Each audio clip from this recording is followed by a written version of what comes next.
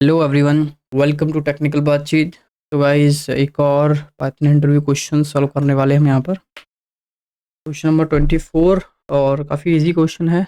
Basically क्या बोला है कि प्रिंट करना है हमको फेज एंड बज इन द फॉलोइंग वे। ये कुछ कंडीशन दिए हैं, फेज एंड बज आपको प्रिंट करना है। ओके, क्या है कि अगर कोई भी नंबर, जो नंबर आपको दिया गया है, अगर वो 3 से डिवाइड हो जाता है कम्प्लीटली, तो उसकी तब आना चाहिए फिज लिखा हुआ आना चाहिए, मतलब फिज प्रिंट कराना है आपको। अगर 5 से डिवाइड होता है तो बस प्रिंट कराना है, अगर दोनों से डिवाइड हो जाता है फिज एंड बस प्रिंट कराना है। अगर इनमें से किसी से भी डिवाइड नहीं होता तो उस केस में जो भी नंबर है उस नंबर को प्रिंट कराना है।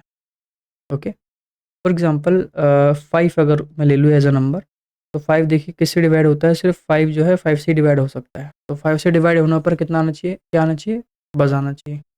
अगर इसकी जगह हम 15 ले लें 15 को आप 3 से भी डिवाइड कर सकते हैं एंड 5 से भी डिवाइड कर सकते हैं।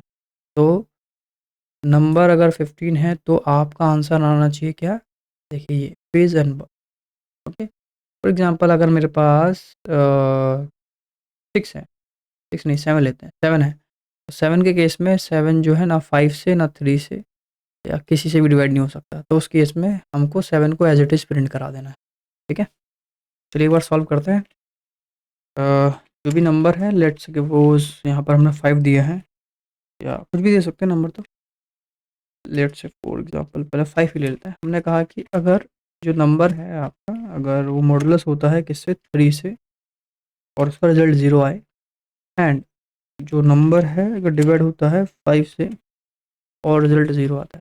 ठीक है, देखो कंप्लीटली डिवाइड होगा तभी रिजल्ट 0 आएगा, है ना, मॉडुलस के हिसाब से। तो उस केस में दोनों से डिवाइड होता है तो हमें क्या करना है, फेज एंड बस, फेज एंड बस।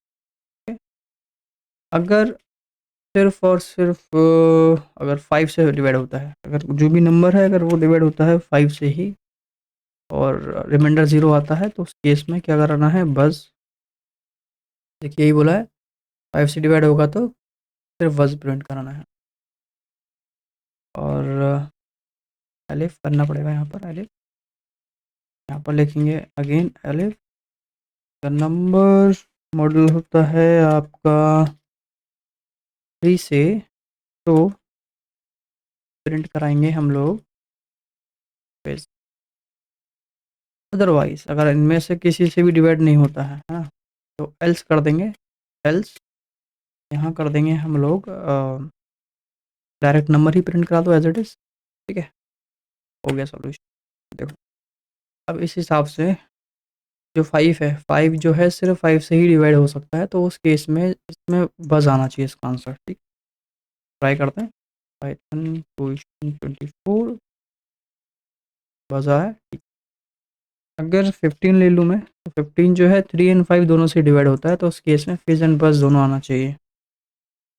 ठीक है, और कोई नंबर जो जैसे कि 6 है, 6 जो है सिर्फ 3 से ही डिवाइड होता है, तो उस केस में क्या आना चाहिए, फिज ही आना चाहिए। देखिए 3 से डिवाइड होने पर फिज चाहिए हमको। चेक करते हैं, फिज आ गया, सही चल रहा है।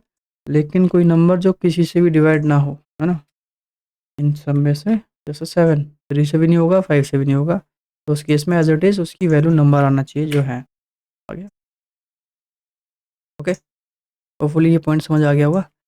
और अगर आपको मल्टीपल नंबर एक साथ चेक कर रहे हैं तो इसको लूप में लगा दो बस, है ना। लूप में कैसे, 4x इन रेंज, और यहाँ पर जो भी आपको नंबर देना, लेट्स से 1 से स्टार्ट करेंगे हमेशा, और नंबर ले लेते हैं फॉर एग्जाम्पल। ठीक है, ये हो गया। ठीक है, तो 7 नंबर की जगह पर हमको लगना पड़ेगा x, यहीं पर मैं n ले लेता हूँ, नंबर ले की ज़रूरत अपने को नहीं पड़ेगी। Second number is equal to, number की जगह कुछ और लेते हैं हम लोग, कैपिटल N। 5 तक जाएंगे या 7 तक जाएंगे, यहाँ भी कैपिटल N कर देते हैं। ठीक है, तो सबसे पहले 1 को चेक करेगा, 1 के हिसाब से क्या आना चाहिए, 1 के हिसाब से आना चाहिए आपका एज इट इज़ नंबर ही आना चाहिए, है ना। चेक करते हैं क्या आ रहा है। नंबर आ गया। 2 के हिसाब से भी ठीक आया है, 3 के हिसाब से ये आया है, 4 के हिसाब से, 5 के हिसाब से ठीक है, 6 के हिसाब से भी ठीक है ना? तो होपफुली ये पॉइंट समझ आ गया होगा। ठीक है, सिंगल वैल्यू के लिए अगर इतना लगाएँगे तो मल्टीपल वैल्यू के लिए आप लूप लगा सकते हो। सेम है बाकी। ठीक है, तो बस खत्म, इतना सा है। और वीडियो पसंद आई तो वीडियो को लाइक, शेयर एंड चैनल को सब्सक्राइब करें। और कुछ डाउट है या कोई सजेशन है तो उसके लिए आप कमेंट की हेल्प ले सकते हैं। Thank you so much.